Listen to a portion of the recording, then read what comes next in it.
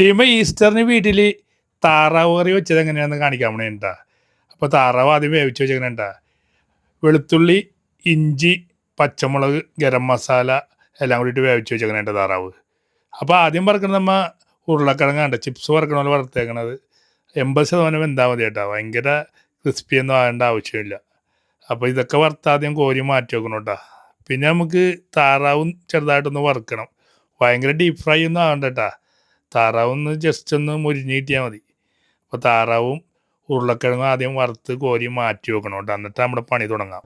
താറാവ് വെക്കുമ്പോൾ ഒരു പ്രശ്നമുണ്ട്, എത്ര വലിയ താറാവിനെ മേടിച്ചാലും ഇല്ലേ മാംസം ഉണ്ടാവില്ല, എല്ലാം ആയിക്കോളൂ കേട്ടോ.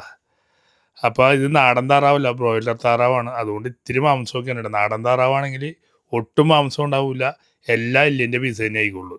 അപ്പോൾ നമുക്ക് തുടങ്ങിയാലോ. ഗ്യാസ് കത്തിച്ചിട്ടുണ്ട്, നമ്മൾ മൺചട്ടിയിലാണ്ട് വെക്കണം. ഇത് വറുത്ത എണ്ണ തന്നെയാണ് ഒഴിച്ചേക്കുന്നത്. താറാവ് കറിക്ക് സവാള കൂടുതൽ വേണ്ടത്. അപ്പോൾ സവാള കനം കുറച്ച് അരിഞ്ഞേക്കണം എണ്ണ, ഇതിന് ഉപ്പും കൂടി ഇട്ട് കഴിഞ്ഞാൽ പെട്ടെന്ന് വെന്ത് കിട്ടും കേട്ടോ. അപ്പോൾ സവാള വരട്ടിയെടുക്കണം, തീ കുറച്ച് വെക്കണം കേട്ടോ. അപ്പോൾ നമ്മുടെ കരിവേപ്പില ഇട്ടിട്ടുണ്ട്, പച്ചമുളക് വേവിച്ചപ്പോൾ ഇട്ടതാണ്. ഇപ്പോൾ ഇട്ടത് നമ്മൾ ഇഞ്ചിയും വെളുത്തുള്ളിയും ചതച്ചതാണ് കേട്ടോ. സവാള അങ്ങോട്ട് സെറ്റായി വരുമ്പോഴേ നമ്മുടെ മുളക് പൊടി, മല്ലിപ്പൊടി, മഞ്ഞൾപ്പൊടി, ഗരം മസാല. അപ്പോൾ മല്ലിപ്പൊടി ഇതിൽ കൂടുതൽ വേണം കേട്ടോ, അതിട്ട് അങ്ങോട്ട് വരട്ടിയെടുക്കണം കേട്ടോ.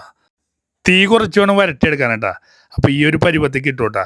അപ്പോൾ നമ്മുടെ താറാവ് വേവിച്ച ഗ്രേവി ഉണ്ട് കേട്ടോ ഇവിടെ, ആ ഗ്രേവി വേണം ഒഴിക്കാനായിട്ട്. വെള്ളം ഒഴിക്കരുത് കേട്ടോ, നല്ല നെയ്യുള്ള താറാവാണ് കേട്ടോ. ഇത് വലിയ താറാവിനെ മേടിച്ചത്, ബോയിലർ താറാവാണ് കേട്ടോ.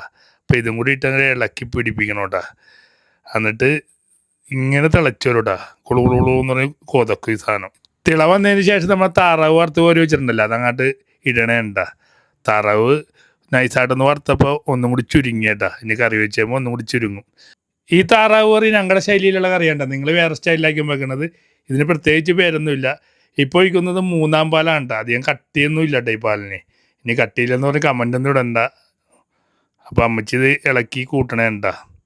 അപ്പോൾ അമ്മച്ചിക്ക് ബലമില്ലാത്ത ഞാൻ ഇളക്കണേ കേട്ടാ. പിന്നെ ഈ പണിയൊക്കെ തീരാറായി, ഇനി ഇതൊന്നും ഒന്നുകൂടി വെന്ത് വന്നതിന് ശേഷം നമ്മൾ ഒന്നും കൂടി തുറന്ന് നോക്കിയിട്ട് വേണ്ട നമ്മുടെ മെയിൻ സാധനം. മറന്നുപോയാൽ നിങ്ങൾ ഉരുളക്കിഴങ്ങ് വറുത്ത് കോരി വെച്ചിട്ടുണ്ടല്ലോ, ആ ഉരുളക്കിഴങ്ങ് അങ്ങോട്ട് ഇടണേ കേട്ടാ. ഉരുളക്കിഴങ്ങ് കൂടി ഇട്ട് കഴിയുമ്പോൾ ഇതിൻ്റെ ആ കളറ് മാറണേണ്, ഇതിൻ്റെ സ്റ്റൈല് തന്നെ മാറും. ഇത് കണ്ട, ഈ താറാവ് കറി ഒന്ന് കഴിച്ചു നോക്കണം കേട്ടോ. താറാവ് ഇഷ്ടപ്പെട്ടു, പിന്നെ ബീഫ്